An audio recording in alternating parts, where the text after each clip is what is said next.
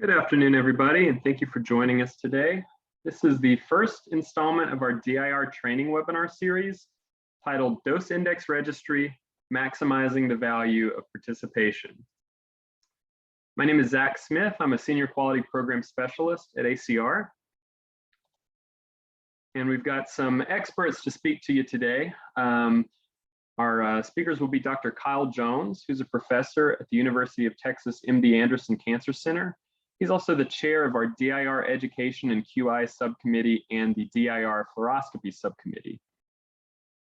We've also got Bill Sensikovic, who's the chair of Radiology Physics at Mayo Clinic, Arizona, and the chair of the DIR Committee.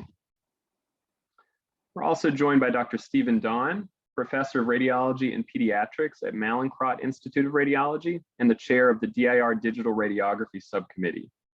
Dr. Tin-Soo Pan, who's a professor of imaging physics at the University of Texas MD Anderson Cancer Center and a member of the DIR Nuclear Medicine Subcommittee. And finally, we're going to hear from Mike Simanowith, who's the director of registries here at ACR. We do have a couple disclosures for some of our speakers that we'd like to mention. Dr. Stephen Dawn is the owner and founder of Coordinate Medical Systems, but that business relationship has ceased. And Dr. Kyle Jones wanted to mention that he is the president of Fluorosafety. However, Fluorosafety will not be discussed during this webinar. Just some reminders about using the Zoom interface here. If you have questions, please type them into the Q&A box, which you'll see on your Zoom panel there. Anything you type in there can only be seen by organizers. Now, if you do want to type a comment or question for the for everyone in the audience, you can type into the chat, but just be aware that everybody can see in the chat, but only organizers can see the Q&A section. So we'd like to quickly do a poll about everyone's awareness of the new registry expansion. Give me just one moment. Okay, you should see this poll on your screen. So we're asking you to rate how familiar you are with the DIR expansion, which includes the following modules. That's DIR CT, fluoroscopy, digital radiography, and nuclear medicine. Some of these are new. Some of them you might be familiar with, but maybe not some of the new ones.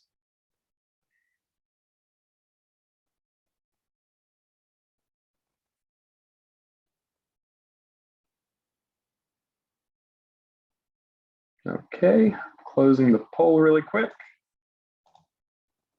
If you see here, most people are either somewhat familiar or not at all familiar with this DIR expansion. That's good because we're going to tell you all about it today. And we have one more quick poll for you. If you could just indicate which of the following DIR modules you currently participate in. That's CT, fluoro, radiography, or if you're not enrolled, let us know.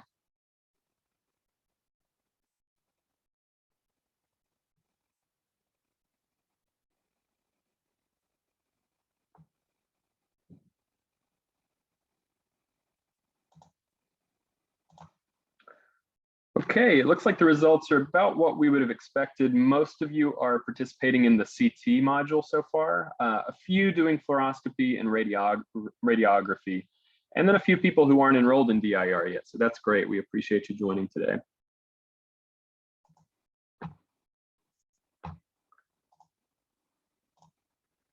So I'd like to do a quick introduction of what we're going to cover in this DIR training webinar series. This is the first webinar in a series of 3 that will continue through the year.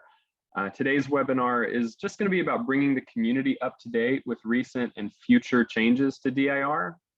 Webinar 2 is going to focus on mapping, and webinar 3 is going to be about practical steps for improvement.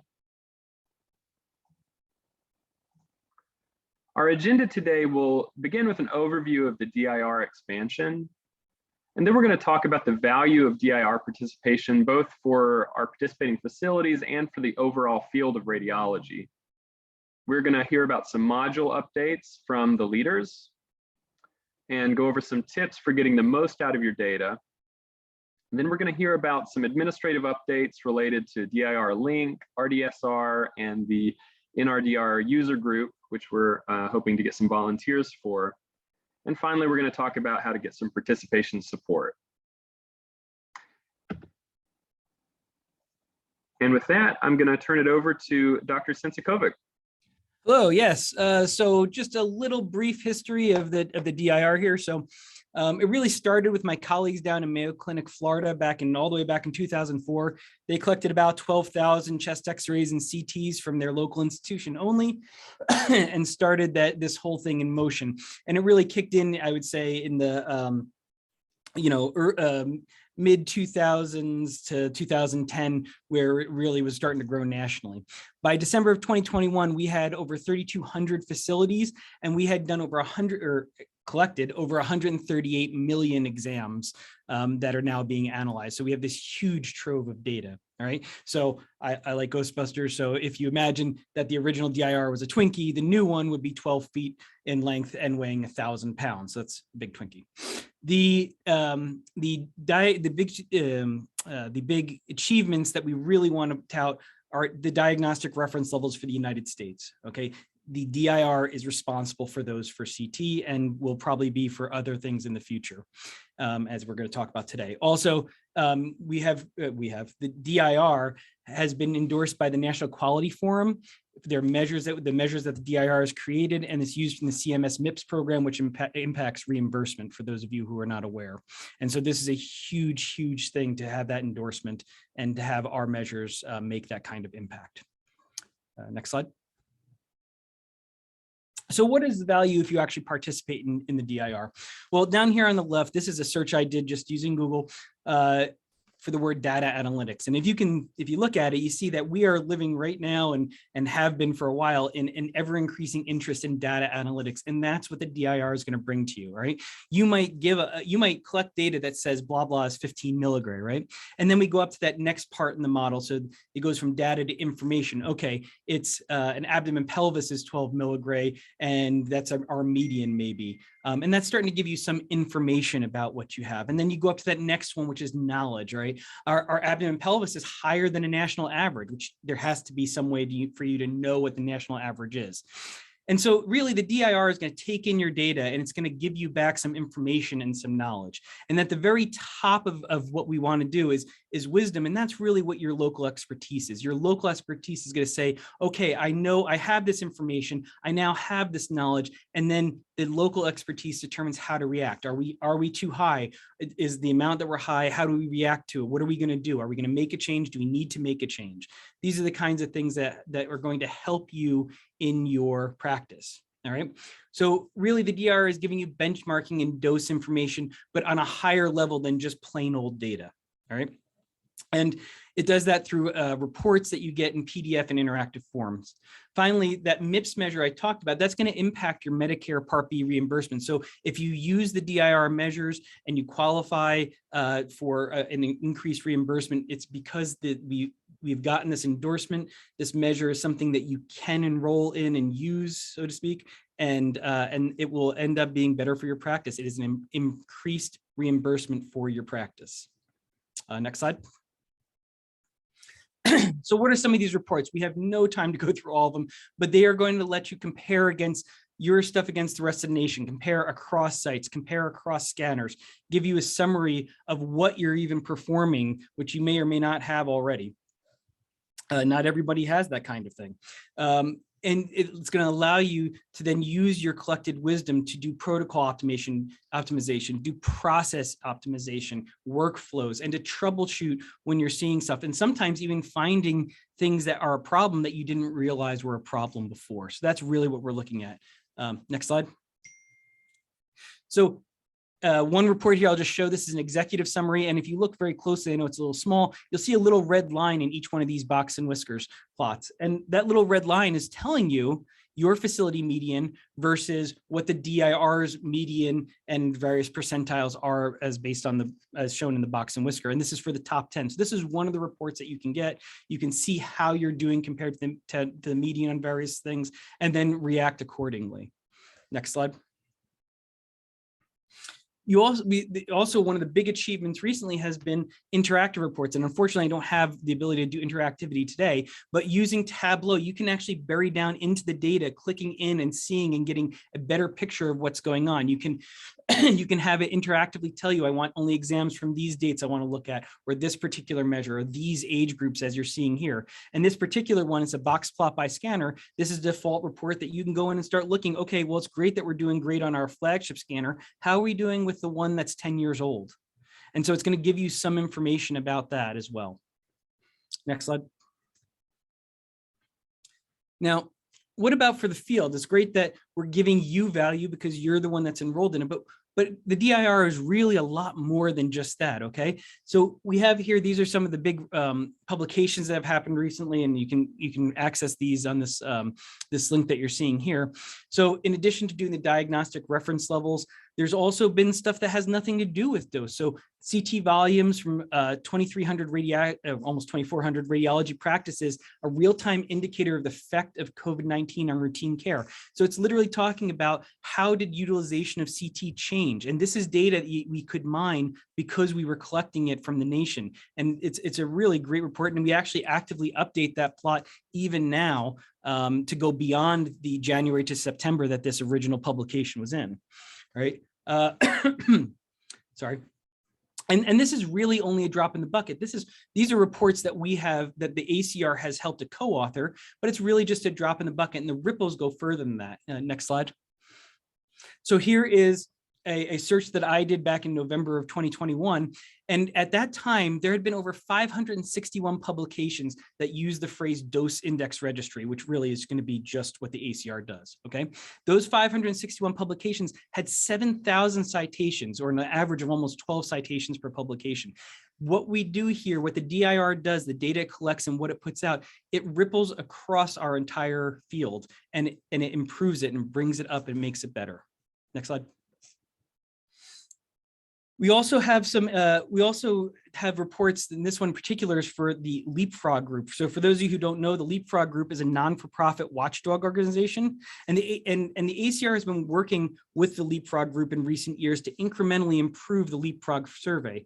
Leapfrog group is a watchdog, but they're not radiology specific, and they don't necessarily have that expertise. And so we're lending ours to improve their monitoring of our of radiology and radiation dose. Okay, specifically, a good example is that the DIR data was used to identify RPIDs that capture the most relevant information. The DIR data showed that the suggested RPIDs that the DIR suggested, they were capturing about 90% of relevant pediatric exams. So we are reaching out to groups to make sure that they have the information that they need. Next slide, please. So what are some recent achievements? So one recent achievement is absolutely going to be the Tableau interactivity. And I believe we'll probably be able to at least show that a bit in some of the future webinars. But this ability to not only see a static report of what's going on, but drill down and pull out, even download some of that information back so you can do things with it, that's huge. And it makes things very, very nice when you're trying to really figure out what's going on in your institution. Again, I mentioned that there's this quality metric now that is, and there's one that's coming out that will, again, it's going to impact your reimbursement. Now, you don't have to choose that quality metric. There's many out there to satisfy MIPS, but if you choose this one, the DIR data that it collects is going to help to populate it. And as a result, your involvement in the DIR and this quality metric means that you might get reimbursed more for your scans. And who doesn't love that, right? I'm going to move on to the next slide. So the PEDS DRL is the most recent publication, and this is huge because we did not have updated diagnostic reference levels for pediatric scans, and now we do. So to give you some idea, it included more than 1.5 million scans from 1,600 facilities. It was not only these specialty hospitals and academic centers, 57% were from community hospitals. So it's what we're doing now, right? The categories are both age and size based, and it allows us to start comparing ourselves against the national average, or medians, I should say. Next slide. And just to give you some examples here. So for instance, there was a 2 to 11 times differences between the youngest or lightest and oldest or heaviest people. The bins, again, size or age based. And the comparisons they really are meaningful. And you can see as best we could, we tried to compare it to international as well. So in that publication, you can see how is the US even comparing internationally. And you can see we're doing pretty well overall. So again, having a bigger impact. Next slide.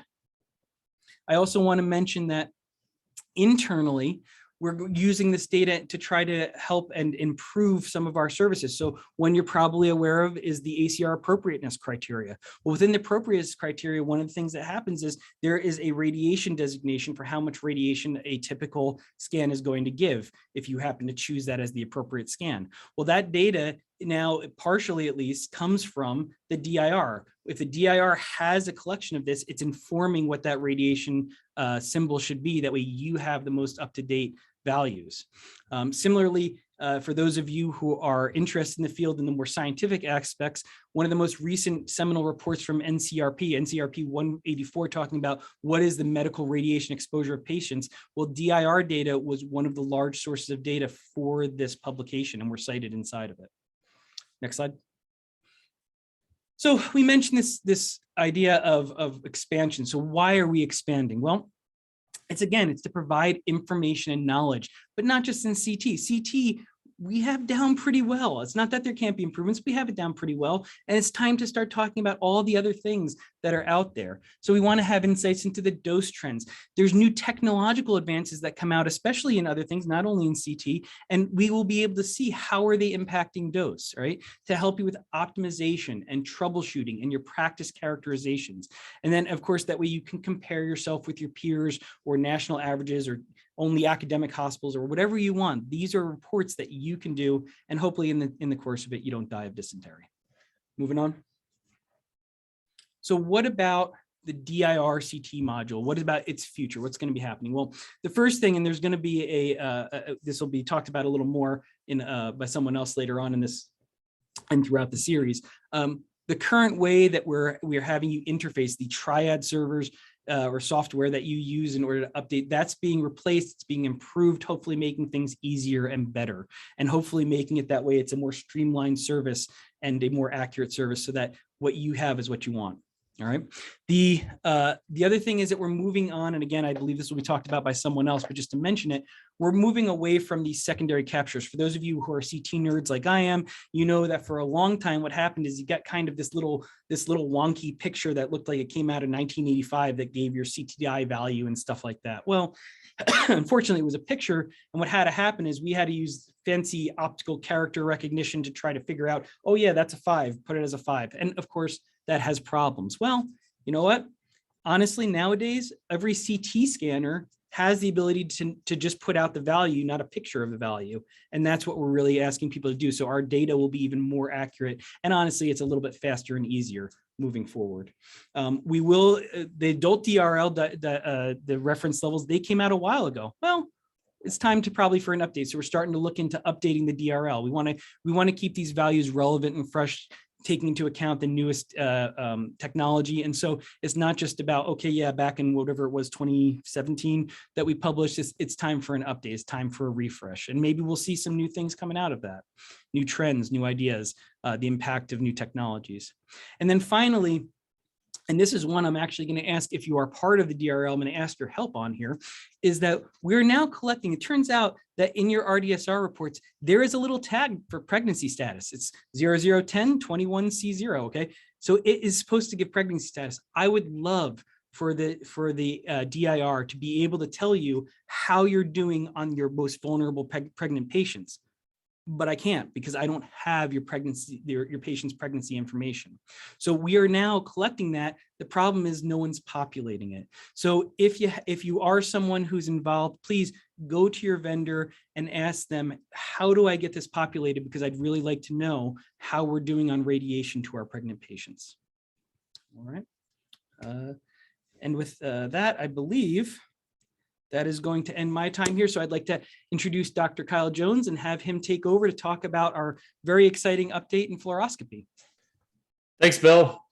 So we've been working, oh my goodness, it's been over 3 years now, and even a little bit beyond that, because we started thinking about this even before that time.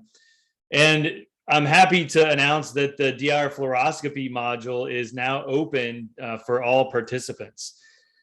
We have interactive reports, just like you saw for CT. We don't yet have the executive summary and the standardized reports that you have for CT, but those are coming.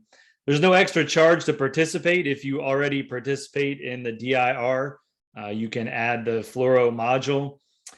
We've also done some work on computing derived indices, and we have interactive reports for those as well. We have device profiles, which will help us better analyze and use the data in the future. And we've also built an interface to allow sites to log some basic information about cases that exceed the substantial radiation dose level. And we hope that in the future that can help us get a better idea of what types of reactions patients are likely to experience in the highest dose procedures. Next slide, please. So the pilot part of the Fluoro module occurred from March 2018 through December 2019. We had 9 pilot sites and 50 fluoroscopes from those sites that submitted data to the DIR. You can see on the right that we started with over 70,000 RDSR, and I need to update that figure, it says 10 pilot sites. And then we finished after culling the data and cleaning it with over 50,000 RDSR that are being analyzed and reported on from the pilot. Next slide.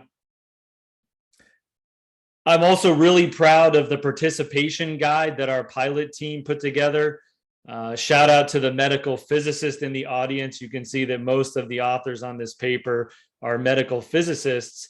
And based on our experience in the pilot, we put together this participation guide. It's published in JCMP. It's also become the source material for some of the guidance information on the ACR website. And it really is useful for all registries. So if you're just starting, there's a lot of great information in here, pitfalls to avoid, some pearls that'll help you out. This is open access, so go check it out. Next slide, please.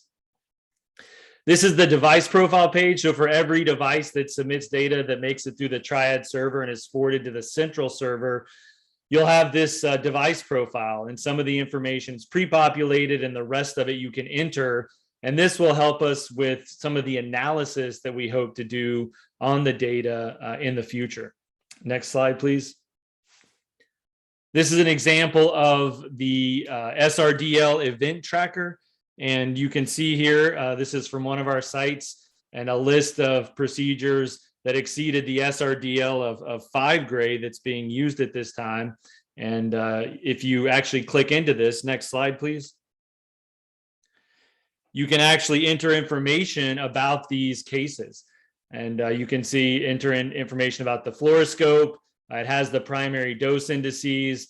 You can select whether or not follow-up has been performed, the date of the follow-up, what type of reaction was observed. There's a drop-down menu, and you can make notes. And we hope that sites will begin to use this, which will allow analysis and a better understanding of the types of reactions we see from our highest dose fluoroscopically guided procedures. Next slide, please. An example of the derived indices. So we report the primary indices, fluoroscopy time, cumulative error kerma, and kerma area product, but we also compute derived indices. Now, these are not rocket science, but it is, I think, very useful as a quality control and quality assurance metric to look at some of these indices, including the average reference error kerma rate, the average field size at the reference point, and information about the percent of events and percent of error kerma delivered with added filtration in place. Next slide. Mapping is the secret sauce of the DIR. This goes for any of the registries, any of the modules. And interventional fluoroscopy, which is where we started with fluoro, is very challenging. There's a wide range of procedures that are performed. Of course, they're called different things at different sites. And a unique challenge in interventional fluoroscopy is that sometimes the procedure that's ordered and that comes from the RIS ends up being different from what's actually done during the procedure. And we're excited about some of the possibilities that Link may offer in understanding this better. But we've done a lot of work on mapping. We've updated Common. We're in the process of reorganizing how these names are presented to make it easier to find the procedures you're looking for. And we just saw a couple of weeks ago some very exciting preliminary data on the application of machine learning to help assist with mapping. Next slide. And our near-term plans for the future, always in pursuit of perfection, or at least something close to it. We're working on those benchmarking reports. We're in the process of setting up a pilot for diagnostic fluoroscopy to help us understand some of the challenges that we might face there. And working on ways to capture data on peak skin dose. Of course, this type of reporting and information is becoming available, and using some of the data that we get from the RDSR, we can also try to apply that as well. So we're working on understanding that. And I believe that's the end of my part. And next up is Dr. Steve Don, who is going to tell you a little bit about the digital radiography module. Thank you.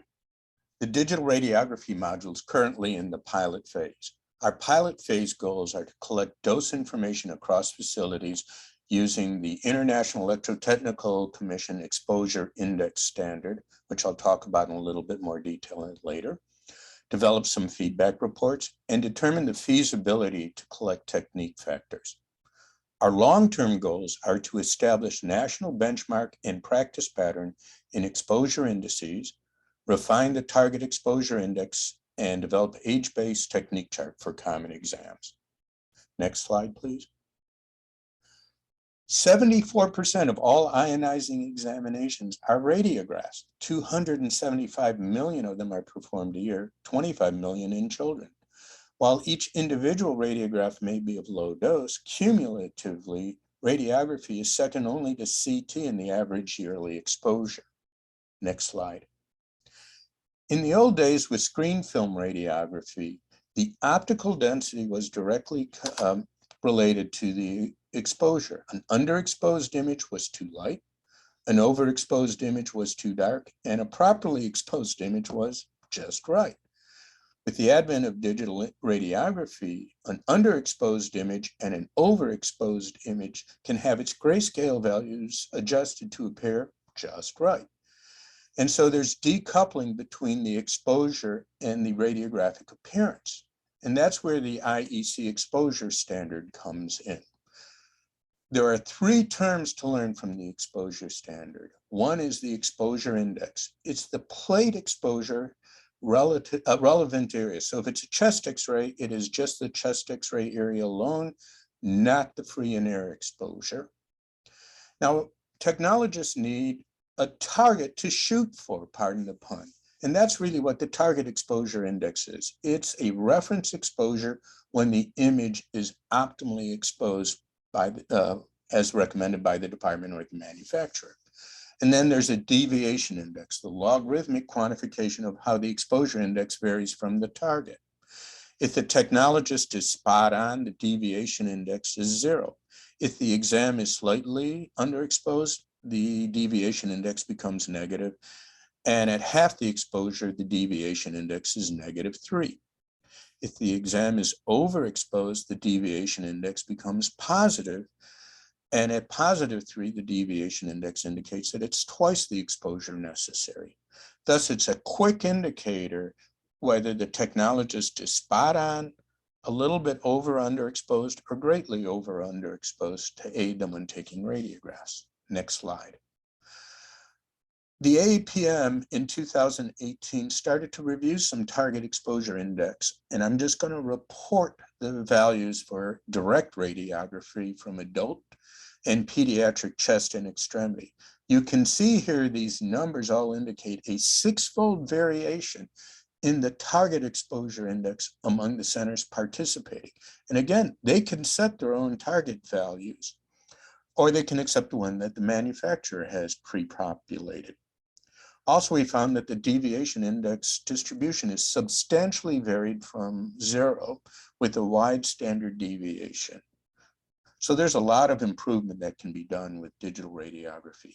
I think first we've got to start to optimize the target exposure indicator, then work on deviation index. Next slide. A couple of years ago, the ACR offered vendors free testing of the radiation dose structure report.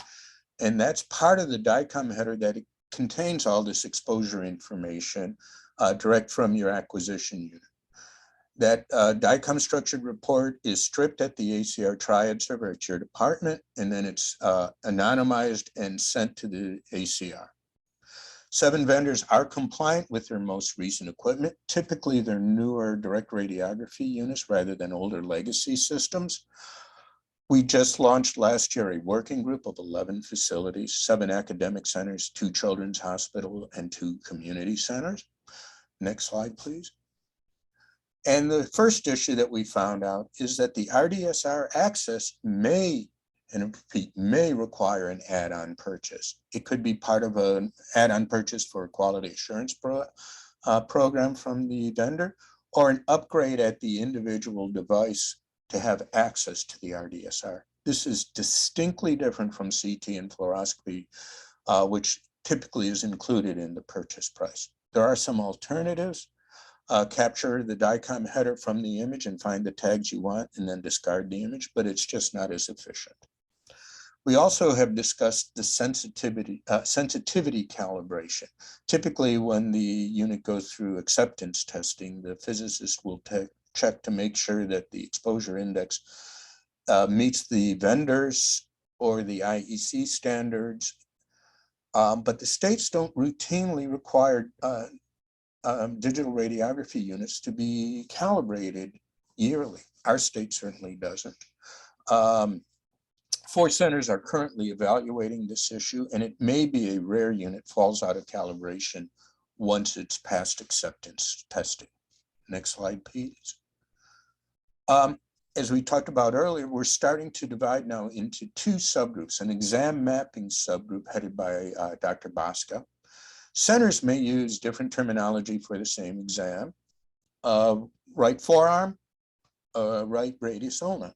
Well, that needs to be mapped to the same common ID so we can have the same terminology across exams. Right now, we're combined with fluoroscopy. So you saw a whole bunch of those interventional codes that just makes it a little more difficult to map. So we want to separate out from fluoroscopy.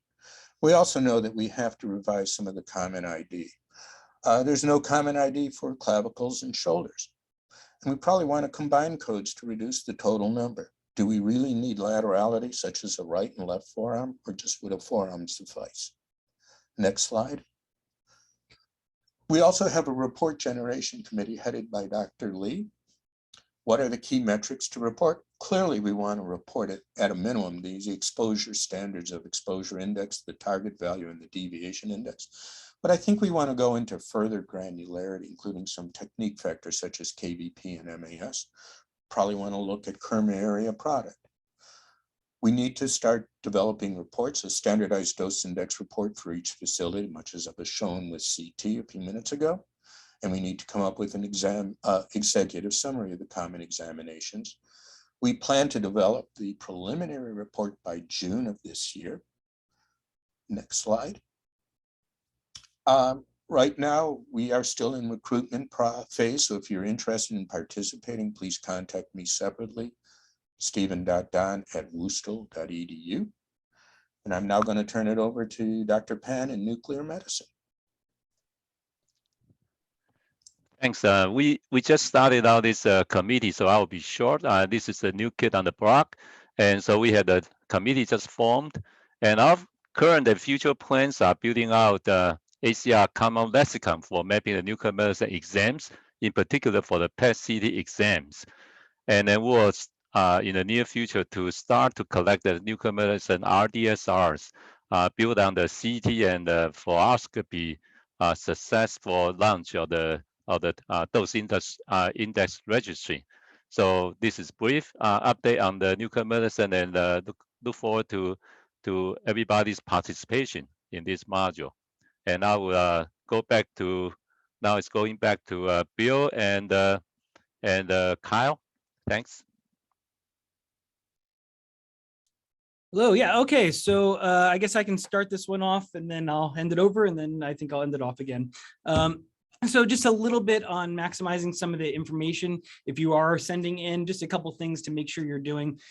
So the first one I want to mention, make sure that you're populating your patient size and weight, especially if you're doing, if you're planning on doing either the nuclear medicine version of things, because obviously having height and weight in there can be quite meaningful. And but even just for the CT, it's important because if we have height and weight, especially for pediatric patients and things like that, that's going to make your data more, it's going to give us the ability to stratify it better.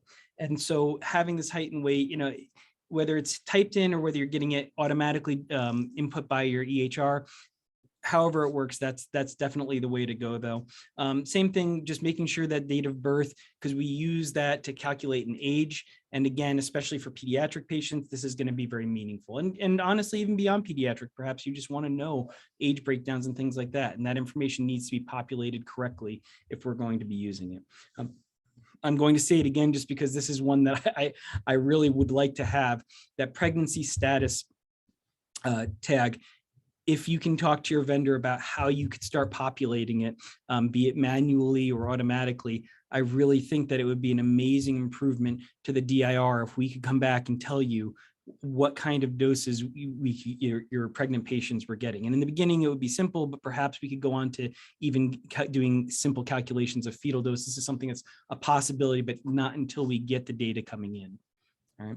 And then finally, things that are important, like model number. There's been some discussion, and you'll probably see it's been on me to start it off. I've been a little bit behind due to COVID and having 2 little kids, but there is some interest in, okay, we have this data, but a lot of times the currency of speaking is effective dose. So should the DIR get involved in effective dose type things? Well, even if we don't, if you're using your own data to do a local calculation of effective doses, or at least estimates of it, then you're going to need things like the model name. These things are going to be useful for you in terms of figuring out what your effective doses are. All right. And then I will hand it over to Dr. Jones. Yeah, I just wanted to mention real quickly that, you know, we learned this the hard way in the Fluoro pilot, where we only realized at the end that the age wasn't being calculated. So what the ACR does is, if the age tag isn't populated, they take the year of the date of birth and calculate an approximate age, I think by setting the birth date to January 1st. And so that made it difficult for us to analyze our pediatric data or even separate it out. And, you know, things like height and weight. So to do DRLs, those often involve size correction, and having information like that is very useful, because the other information is typically in private tags and may vary among vendors. Getting all this data, making sure it's in the metadata is really a team effort involving your RIS team, your modality vendor. As you probably know, configuring the RDSR to be sent often is a multi-step process. Making sure you get the right information in the metadata starts at the RIS, continues through the modality, and then on to the triad server. And there is a report, the exam detail report, that's available for CT, where you can look at the individual metadata fields that are coming through. That's being developed for DIR Fluoro, and that's a great place to start when you begin sending data. And anytime you add a new system, complete the device profile and check the data that are being transmitted with that exam detail report. Next slide.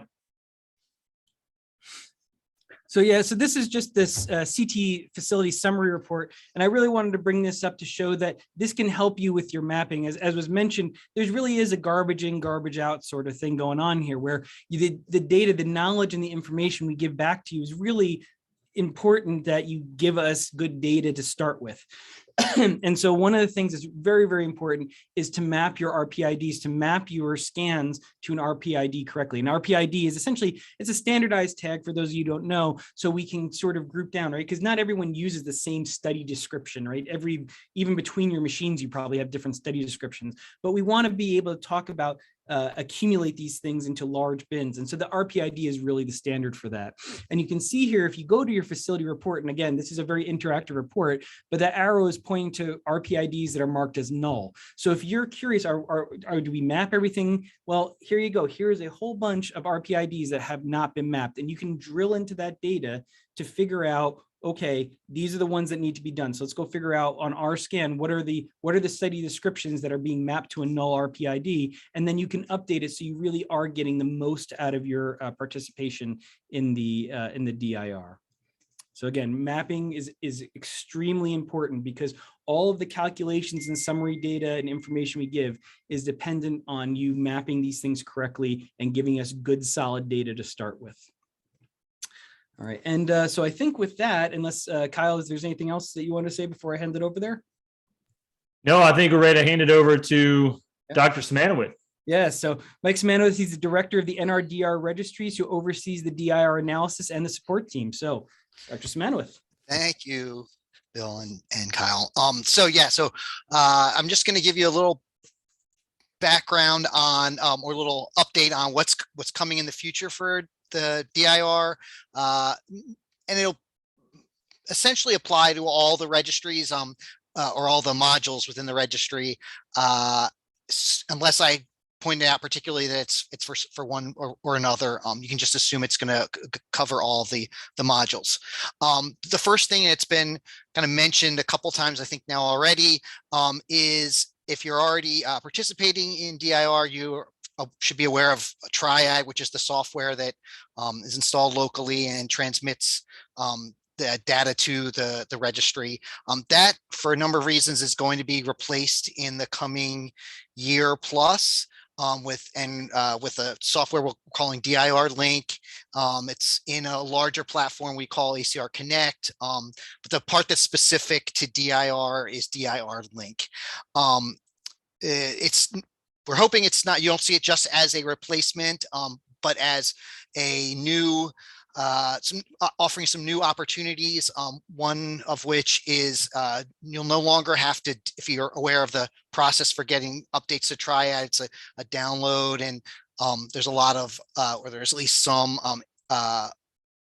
resource effort to getting that. DIR Link should have automatic updates, so that would make the process much easier. There are additional security protocols within DIR Link, and we are looking forward to having some local ID management, where one of the challenges of the de-identification process is if we need to talk back and forth with the site about a particular patient, we're looking at we want to do some further investigation of a particular case that maybe has a high dosage, it's hard to track that back because we've de-identified the data. The idea is that in DIR Link, we can maintain a crosswalk from what we have in near DIR and DIR and what you have at your local site to make that easier. And also, if you're in the MIPS program, will be a help if you are a site that ends up getting audited, making that, finding back the particular cases that we ask for submission for the MIPS audit, that this will hopefully help that as well. It also likely offer other opportunities for linking to different data sets that maybe are outside of ACR. Again, without having any IDs, it's difficult to do any linking. So hopefully this platform will allow that.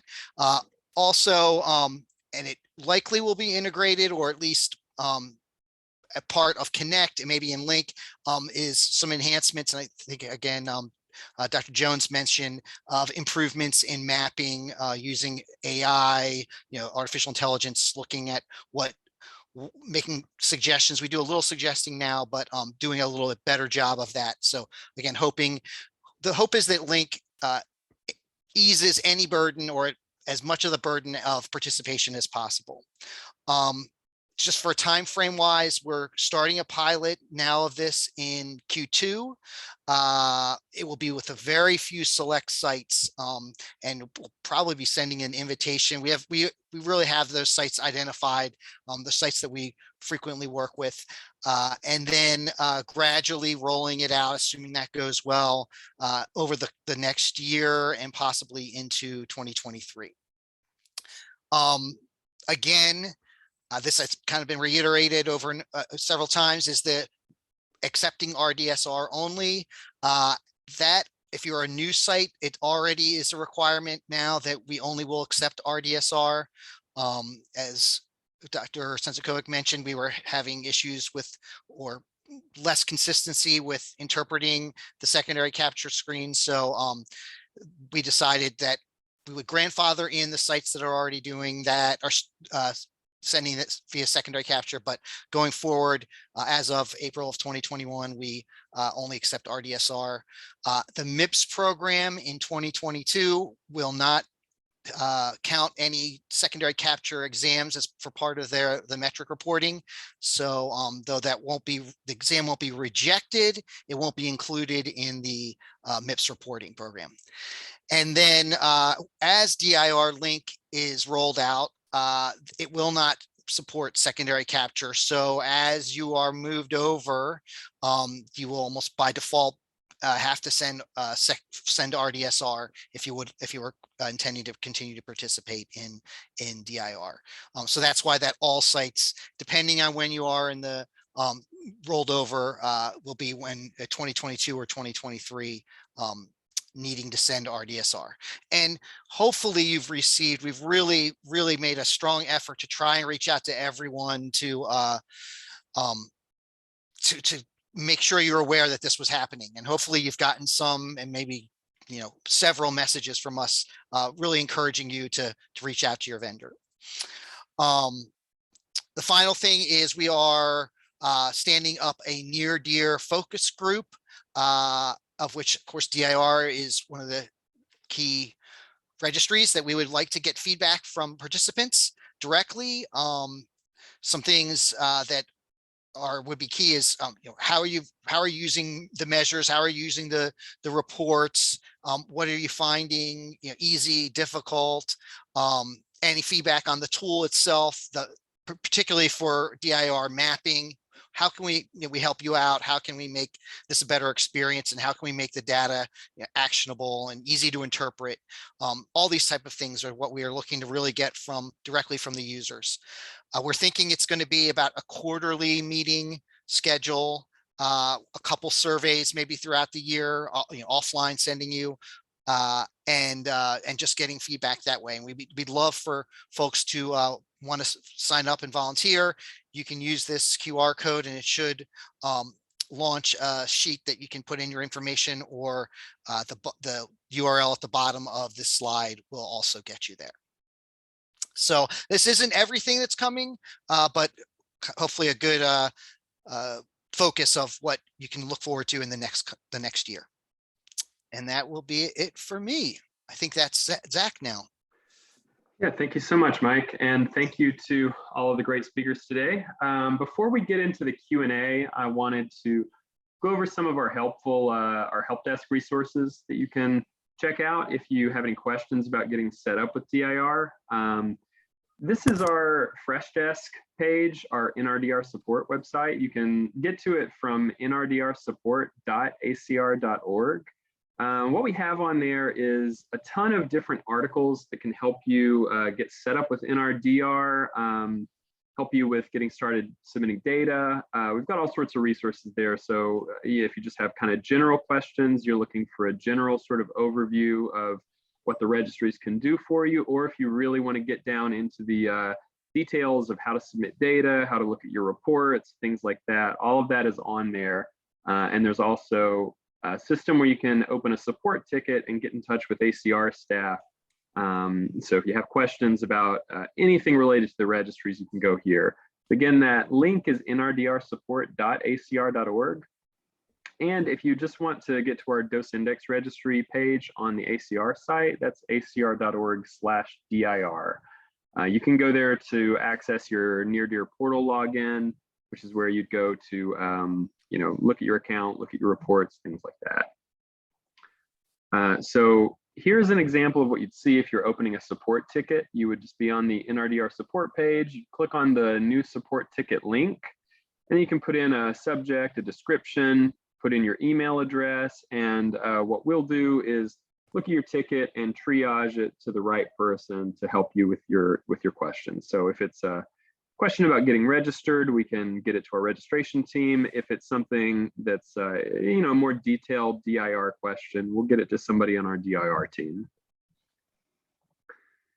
And this is what you'll see if you look through our knowledge base, where we have a bunch of articles about the registries.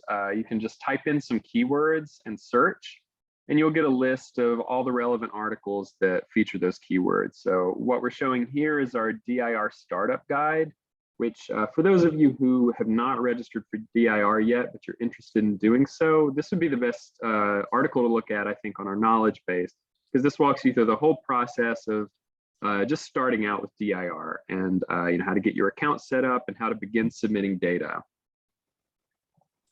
I also want to mention that we're going to be revamping the knowledge base soon. The link is going to be the same, but we're giving it kind of a makeover on the main page.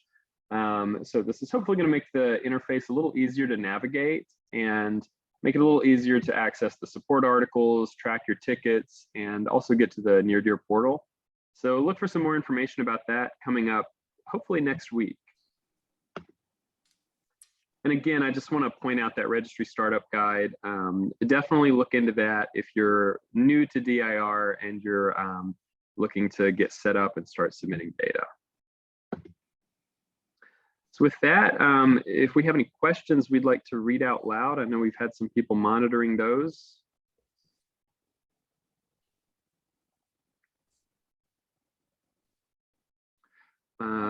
We do have a question about whether we'll be sending this information to people that are attending the call, and we will send a recording to all the attendees and just all the registrants in general. So everyone will get a link to the recording, and I believe also a link to the slides. So any links on here, the QR code that Mike showed, you'll have access to that afterwards. Any questions we want to read out loud? I do see that Bill's typing an answer to the question about the statistical measures that are used. So yeah, I can at least start it off, and I'm sure someone from the ACR analysis department would probably have something to say about it too. But the question was, in assessing CT data, why is protocol median chosen as the main statistical metric for comparison and not the mean? And so, just from the pure statistics nerd part of me, it's because the mean is going to be more easily swayed by extrema. So people who do very, very high or very, very low. So that's part of it. The other thing is that when you're comparing, for instance, about, and this predates the DIR, but if you're talking about dose reference or diagnostic reference levels or dose reference levels, depending on where you're looking, they are usually made off the median. So by choosing the median, we're kind of being consistent in that. I'll defer if there's any other reasons internally for the DIR or Kyle, if you know any. Yeah, I mean, I'll say this is a common question that, dose indices are typically log normally distributed. And so, the mean of a log, if you take the mean, that's not a great representation of the central tendency, and the median, irrespective of the distribution, is a pretty good representation of the central tendency, which I think is another reason why we report median instead of mean.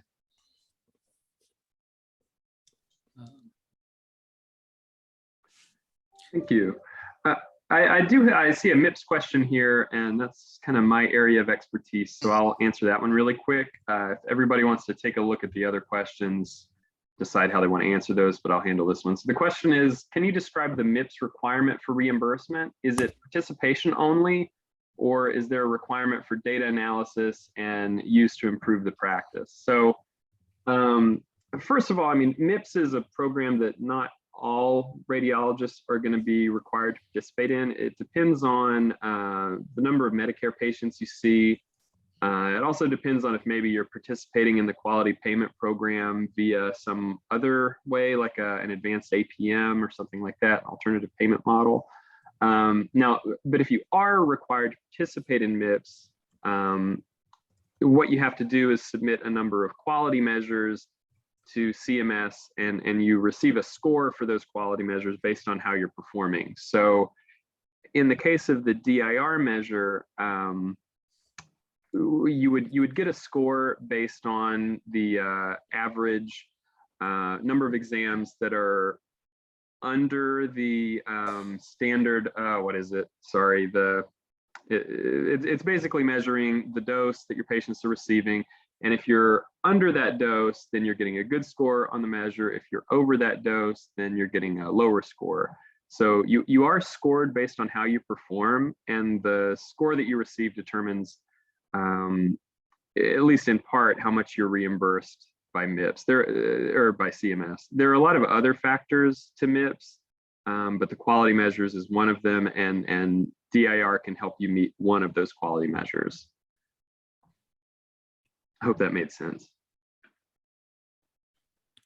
So I do see one about the RDSR and series-based CTDI vol. So I'll be honest, I've never tried to do that. And so one thing I can definitely say is that, again, when you're mapping RPIDs and things, that's study level, not series level. Whether or not, I don't know enough about whether you can drill down to series level within any of the interactive reports currently. And honestly, I'm not sure whether how much of the series level information is kept. Maybe someone from, it might be something, I don't know if anyone from ACR knows the answer to that off the top of the head. Are we keeping series level instead of study level data as well? Or do we aggregate it when we keep it?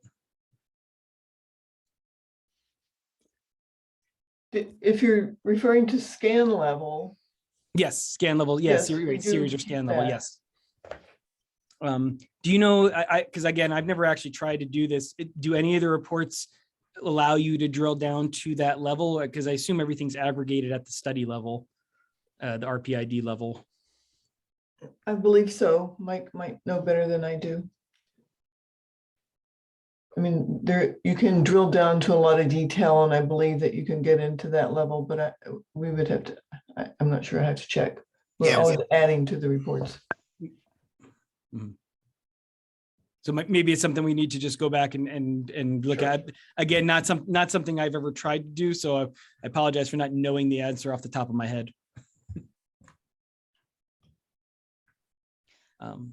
I'll mention real quick, there's another one. Are there good resources to review the best way to adjust parameters to reduce dose for CT? I'll be honest, I think most of the last decades, there's in any one of the major any one of the major societies who's had a conference, there's probably been at least one or two sessions that's specifically talking about that. Within ACR, there's certainly an education knowledge base on this kind of thing. I'm sure that I haven't looked at what the specific ones would be, and maybe someone from ACR could even make those available in a future one of these to try to find the ones about how to adjust. But I'd say that there's probably literally hundreds of talks out there to help with that. And maybe that's something that the DIR could start kind of pulling together for the ones that have been within ACR annual meeting and other and JACR publications to help people out. And just some confirmation, we don't do any specific analysis at the scan level, but facilities can look at their own scan level data. We might have an image wisely radiation safety case that we can send to the group.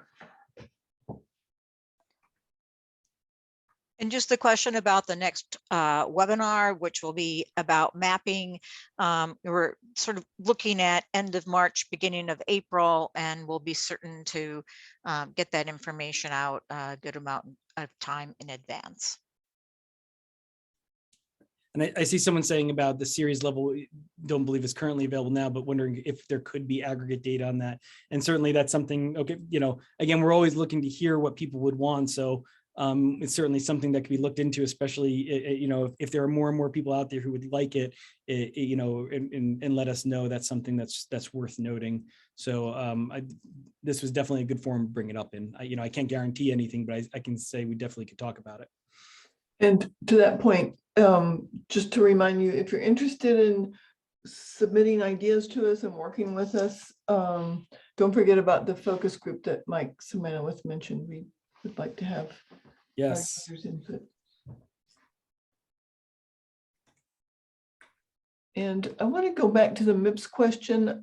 Maybe Zach answered this, but I'm not sure. I just wanted to make sure it was clear that the measure that is used from the DIR for MIPS is it gives a result of your data, the percentage of exams that are below DRLs. It's more specific than that. So, but it's not requiring the measure, the quality measure isn't requiring stating that you need to do QI and use the data. There's improvement activities that would cover that. You can always email us at DIR support if you want more info.